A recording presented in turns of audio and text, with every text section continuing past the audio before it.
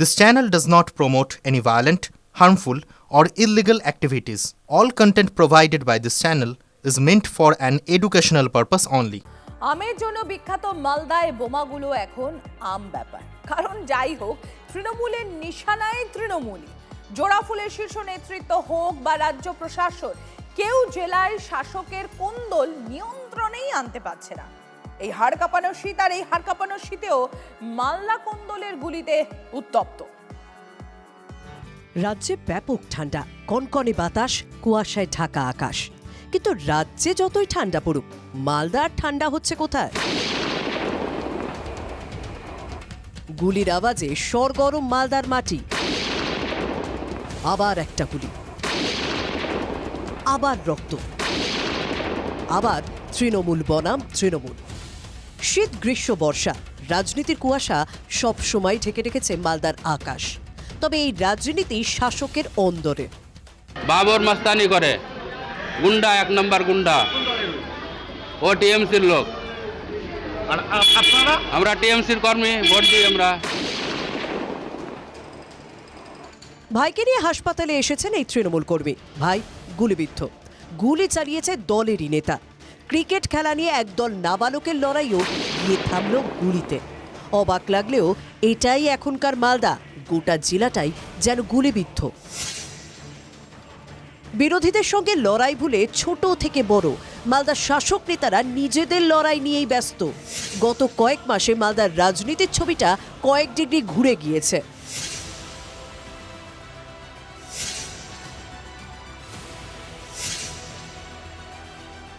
মালদাকে পাখির চোখ করেছে বিজেপি।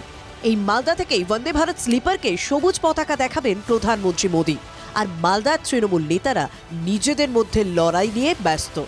প্রকাশ্যে রতুয়ার বিধায়ক বলছেন, বিধানসভায় তার আসনে 16 জন নেতা ভোটে দাঁড়াতে চান। 16 জন প্রার্থী আছে। প্রসন্ন ব্যানার্জি, কৃষ্ণেন্দু চৌধুরী, আশিস কুন্ডু, মানে 16 জন দাবিদার।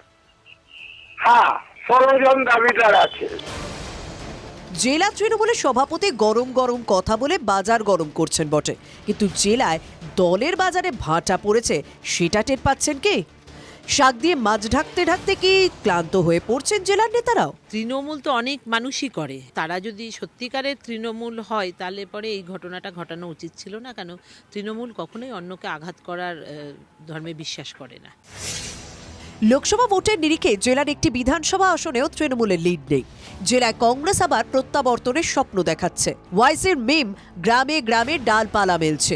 বিজেপি আরও আসন জয়ের হুঙ্কার দিচ্ছে। আর তৃণমূল জেলার নেতারা ব্যস্ত নিজেদের ক্ষমতা দখলের লড়াই নিয়ে। মারছে তৃণমূল, মরছে তৃণমূল।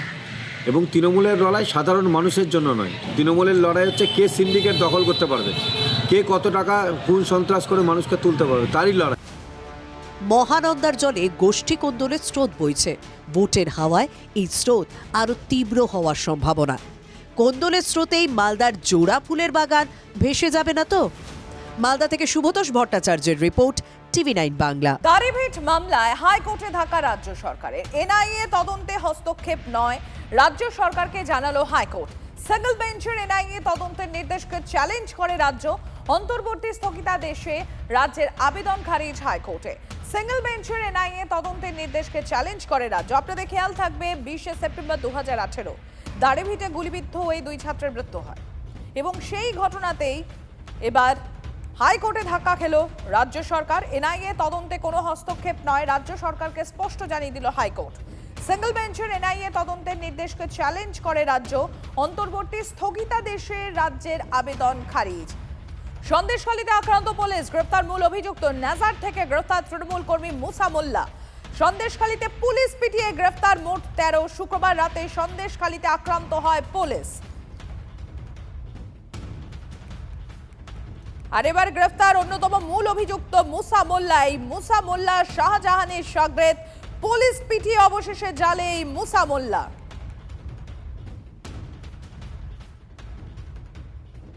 আপনাদের জানিয়ে রাখি, সন্দেশখালীতে একাধিকবার উর্দিধারীরা আক্রান্ত হচ্ছে। আপনাদের খেয়াল থাকবে, 2024 জানুয়ারি মাসে 5ই জানুয়ারি সেখানে আক্রান্ত হয় শাহজাহান বাহিনীর হাতে এনফোর্সমেন্ট ডিরেক্টরেটের আধিকারিকরা। এবং অপরদিকে ন্যাজাটে 2026-এর জানুয়ারি 3 জানুয়ারিতে আক্রান্ত পুলিশ এবং সেখানেও নাম উঠে আসে শাহজাহান ঘনিষ্ঠ মুসা মোল্লা।